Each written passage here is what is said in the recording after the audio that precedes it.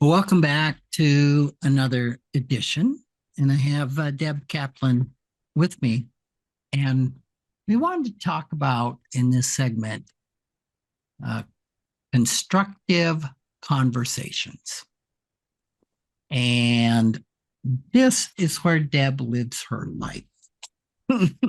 Talking all day long and having constructive conversations. Yeah. With couples. Yeah. And yeah, it's a big area. So, Deb, why don't you kick us off on, I don't know, if you start with what a constructive conversation looks like, or you want to start with how an unconstructive. Well, actually, that's a really good idea. What a typical unconstructive conversation involves. Yeah. When couples come into the office, and I'm sure it sounds just like this in your office in the capacity of financial planning, but when they come into my office and they sit down and I say, so where are we digging in? How can I help you? What's going on? And they'll start to, one of them will share what's going on and what their argument is about, or it inevitably is about the argument that they have relevant to the issue they want to talk about. And one partner starts discussing from their perspective what's going on. And they'll turn to their partner and say, maybe you want to share what's going on for you, or maybe you want to share with Deb what's happening. And that partner will start to talk about, and at times contradict what the first partner just said.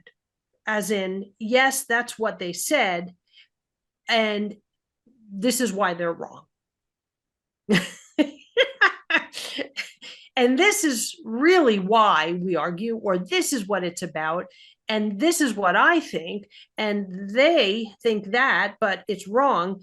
And now we're off to the races, which is really, really actually useful. I get to be a fly on the wall, and I get to see really what is happening. Where is this conflict? To our point that we wanted to include in the book, certainly about what is a constructive conversation. Neither partner in the unconstructive or in the conflict, it is safe to assume that those partners are not listening to each other. They're talking to defend. They're talking to defend their position. They're talking to deliberate, to negotiate, to convince, to pull the other person to their side, which does not work. You can't cajole someone, you can't manipulate somebody into convincing them that their perspective is wrong and that the person's perspective who's talking is right. And so the first step really in a constructive conversation is to listen, not defend, just listen and be How compassionate. do I possibly do that when I am so triggered? I am so convinced. I mean, the reason we're here, Deb, is for you to fix my partner and help my partner show them that they're crazy. I'm actually glad you brought that up, because that is what happens. Many couples come in with the belief that the therapist, the financial therapist, that Deb, I, whoever, becomes the judge, jury, and executioner. Just bring them in by the ear and let them know why they're wrong. And that does not Happens with financial planning too. Does it really? I remember one couple where she said, we're here so you can fix his overspending, or we're here so he can understand we've got to take risks, or it's up to you. And man alive, it's And like, what do you do? I can tell you what I do as a therapist, but what do you do when that happens? oh man. Sometimes I may say, well, you might have come to the wrong place, because I'm not going to fix anybody. Or in some way, I want that other person to know. And well, I want them both to know, but especially the person who is the designated patient, the one that The one who's identified, the one who's identified as the problem. right. I want them to know I am here to listen to you, and I'm not here to fix you. That I can't fix anybody. And this has got to come from change. And maybe you don't need to be fixed. Oh my God. Well, that will send the other partner into the stratosphere. So I don't know that I would do that in the most therapeutic way. I mean, what I'd try to do is listen to each partner, give them a chance to talk, understand a little bit more, and see if I can be a facilitator, Yeah.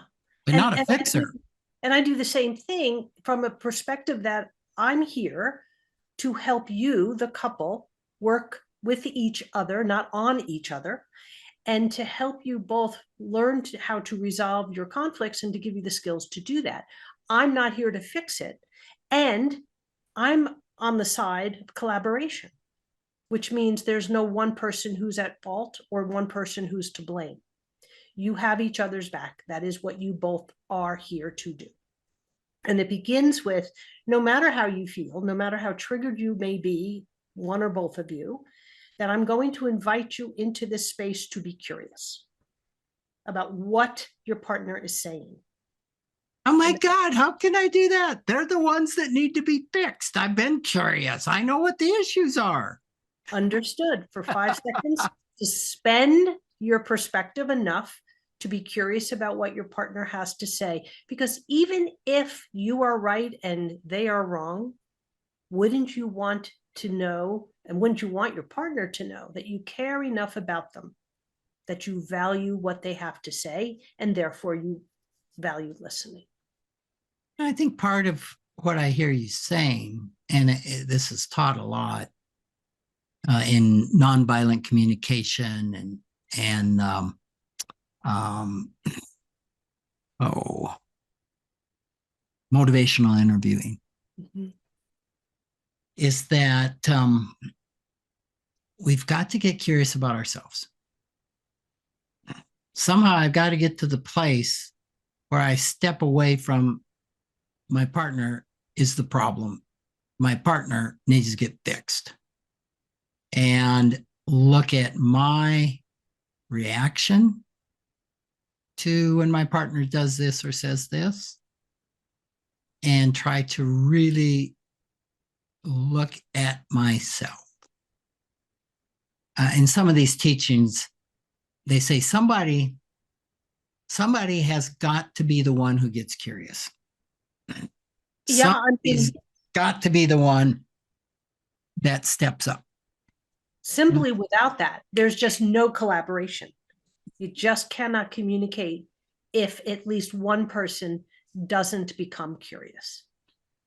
And oftentimes the class will ask, "Well, who would that be?" I mean, and the answer often is, "Well, probably you, since you're the one taking this training."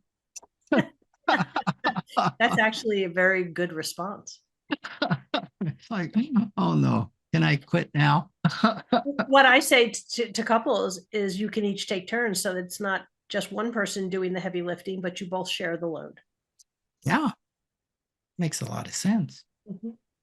So So, the next part of this is to also then, after becoming curious, to separate the person from their behavior.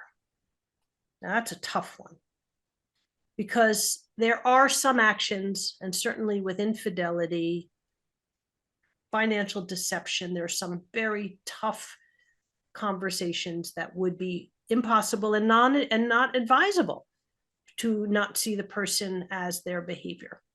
So in those circumstances, we certainly support the fact that there are boundaries and limitations to what is acceptable and tolerable.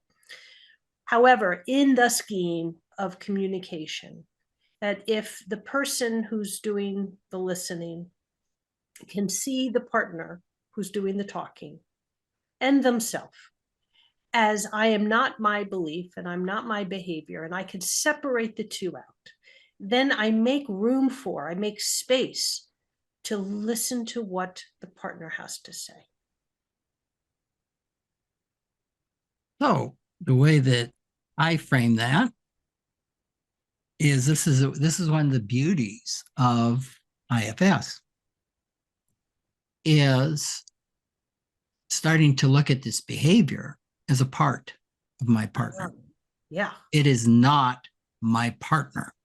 precisely. It's a part, just like it's a A part part, a part of me. them, you mean? Yeah, a part of them, a part of them. And I think we introduce, and I think rather in a almost a groundbreaking manner, that if we can do that, if we can start looking at the parts of another person, and having done IFS weekly for in my 7th year now, it probably took me 5 years. My therapist would say, well, oh yeah, you ran into a part of them or you ran into a part. And I would not look at another person as I was talking to a part.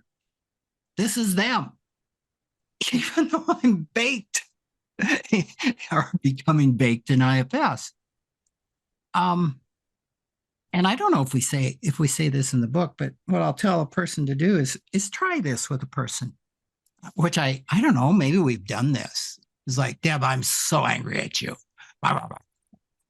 Versus, Deb, there's a part of me that is so angry with you. It just can start to diffuse things. And it gives that space of objectivity. And what it's saying is, oh, it's a part of you that's really angry with me, not all. There must then be a part that isn't. Right. And we brought this up in a different segment where we talked about the cognitive biases, how we agreed or not, whether we want to include it or not. And the part of you that said, no, I don't see the value of it. And then the part of you that ultimately said, wait a second, I do think it's valuable, and how we talked about including that topic. But yes, to separate the person from their behavior and understand, begin to get a sense of curiosity and compassion, it makes so much room and space for collaboration and not just defense, staking the claim, staking the flag in the ground and saying, nope, this is the position and this is where we're going and this is what we're going to do. And couples get in that in retirement because it's a very emotionally charged topic. And to be able then to look at that part of you, that this is a part of me that has staked the flag. And I've identified one part of me like that. I call it hell no. You named it. You named it. No Yeah, less. yeah. I work with a therapist who likes to name the parts. And so yeah, I can now identify, okay, hell no's digging in. Mm-hmm. What's going on. And of course, there's exiles that are being protected. And it's helpful. It's helpful to me. It's helpful if I have a relationship or feel safe enough with my partner to say, yeah, the hell no part of me has just really come up. Yeah.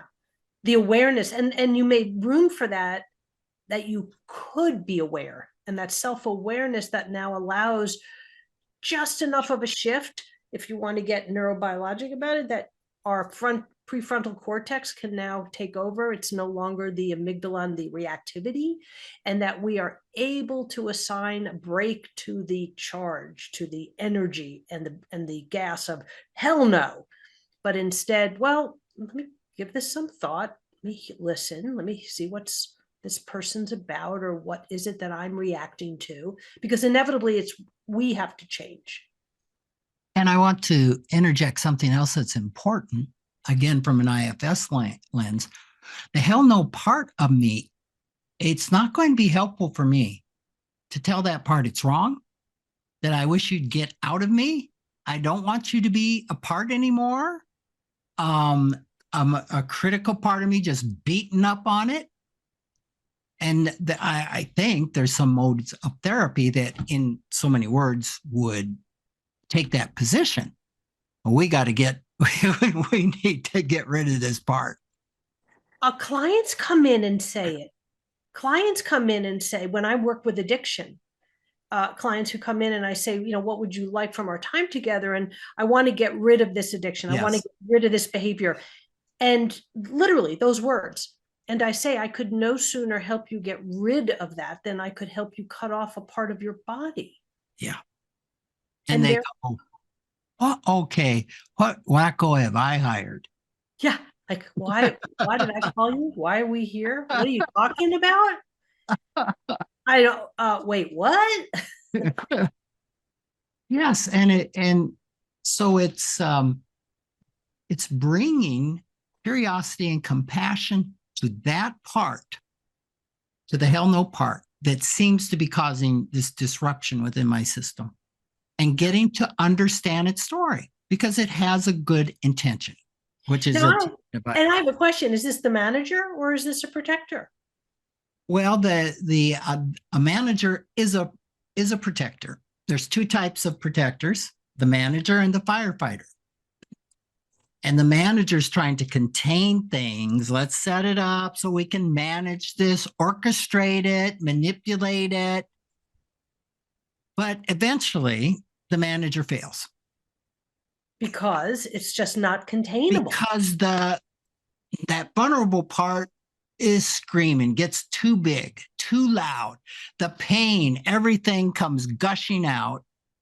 And that's when the firefighter protector steps in and says, okay, scorched earth, we're going to soothe. There's a good intention here. And this is kind of the addictive cycle. Yeah. We are going to soothe this vulnerable part that's in so much pain. And then there's a myriad of things that can be done to soothe that part: alcohol, reading, disassociation, Pornography, compulsive sex, drugs. yes, I mean, money, spending. Oh, yeah, that. Yeah, let's come back to that. That. And then you wake up the next day and another Workaholism. part's like, what did you do? And the shame and the critical part. But anyway, those are the two types: the firefighters, and they don't care. Their focus is, we're going to soothe this vulnerable part at all cost. That's our job. Yep. Yeah. Interesting. Very interesting. So it's Great way to view a conversation between two partners in a coupleship, to build that sense of curiosity, awareness, compassion, and then a way to come together instead of arguing, defending for a position, joining together on a common outcome. And common means that I don't always get what I want and you don't always get what you want, but we work together as a team. And that's the whole point of collaboration. That's the whole point of coupleship being. It's how to resolve the conflict towards the intimacy. And intimacy isn't that I'm happy and you're happy. It's that we share, we learn, and we have each other. yes, and we're sharing the vulnerable parts with each other. Or here's what's happening for me. And here, and as you said, awareness, like, okay, wow, I know where this comes from. And it's triggered again. And gives, I would think, a huge amount of information to my partner. To be viewing it with, okay, got it. Got what's going on. Right. How well I know my partner, and this is the part of them that I'm familiar with now. And on I think a little bit more shallow level, when we work with money scripts, it's so common when we take on, say, like a financial planning client and go through all the money scripts and stuff, and they identify their top 10, that down the road they say, oh, my money script is talking. And they may not even know IFS and know that relationship, or they can identify in their partner, oh, I hear your money script talking. Now that could be used in a very judgmental, shaming way. Let's hope not, but yes. And it could be used into, okay, I've heard the story. I've heard your story around that money script. I get it. I get why you are right now just super frightened about spending Yeah. Isn't that interesting? and to give that compassion. And it's really from a clinician's point of view, so rewarding.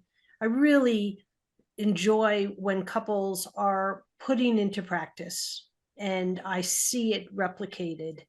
It's they're integrating, they're really internalizing the work that they're coming in to do. And it's rewarding from a professional's perspective, but it's rewarding because I get that this therapy works, financial therapy works, and it's the awareness that I'm not wrong, that there's nothing shameful about seeing things differently and not weaponizing insight.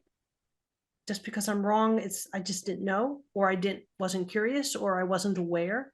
And that doesn't make me a bad person. It just means that I learned something new. Yeah. And so I'm kind of coming back to what you said originally is understanding that the person is not their behavior.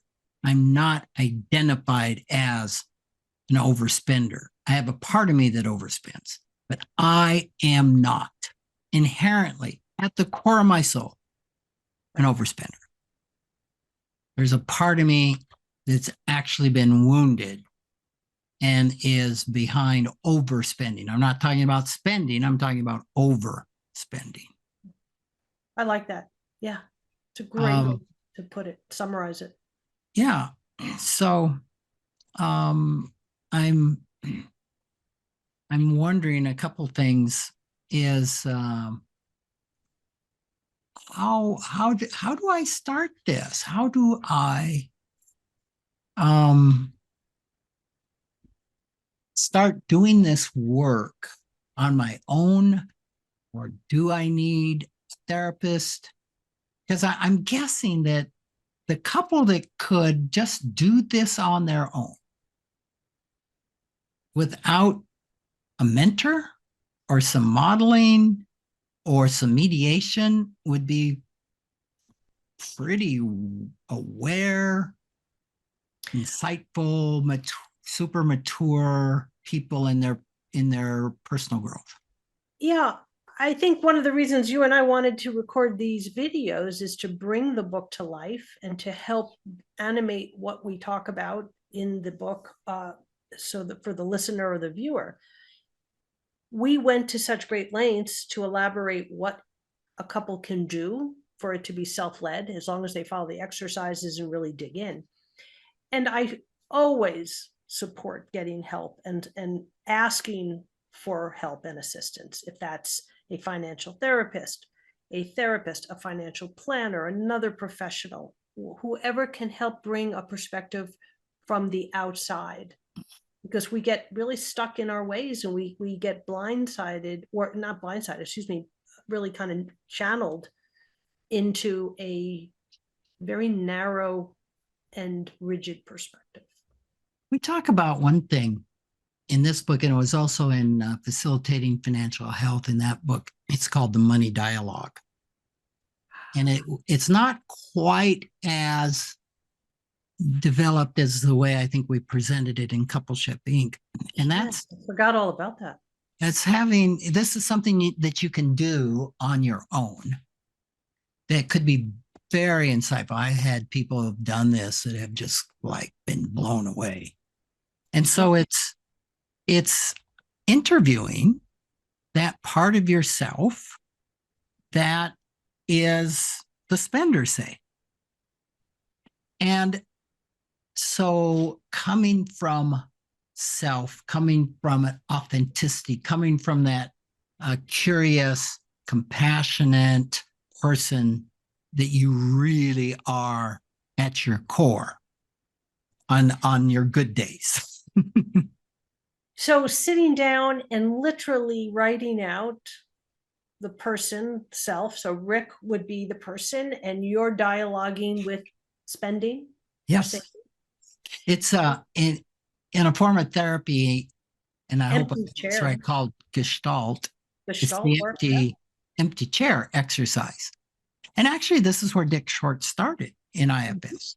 He'd have two chairs. Okay, um, ask your spender a question. Okay, great. Now switch, go over to that chair, respond from that part. Very effective intervention. Great. Come back over here, respond from self, you know, um, and just have this interview. And uh, sometimes what will happen is it won't always be the self doing the interviewing. The critic could come in and say, well, that's about the stupidest thing I've ever heard. And it might be helped to, well, you can do this with a therapist, you can do it on your own. But just to try and hang out and interview this part. Yeah, it's a lot of fun, actually. It's tremendous fun. And when one does it and walks away and comes back, if that critical part is coming out, they can see it because they now have, kind of gotten some, they've cleared the air. They come back and look at it and they go, oh, okay, I was becoming critical here when I started Yeah. replying from that place. It's very fun because it's a way to have an enjoyable, non-critical, externalized dialogue. The narrative that's in here, the inside voice, becomes outside. So Deb, a part of me is going, well, this may not be fun for everybody. Probably not. I think you and I may have a jaded view as to what fun is. I agree. I agree. Because when you've done this stuff long enough, you can really, truly be curious. Like, this is going to be fun to explore this. But oftentimes, when you first start doing this, it is very normal for a lot of emotion to come up. And frustration, right? Frustration, all sorts of stuff. And I teach this in my my class at Golden Gate University. I have them do this type of conversation, and many times I'll get feedback. This became so emotional. Mm-hmm. What do I do with these emotions? Well, what's been triggered is the exile. That little, sometimes very young part. Very young, wounded part. So the conversation can go many directions, but I'm just saying, if you decide to do this,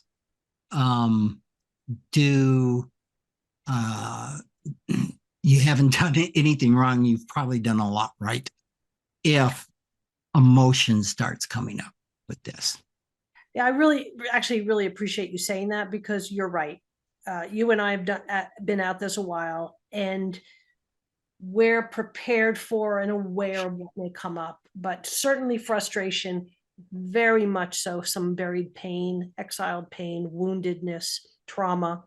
And that if in those cases, the person dialoguing does experience some unsettling or distress, certainly never hesitate to reach out for help from a professional, by all means.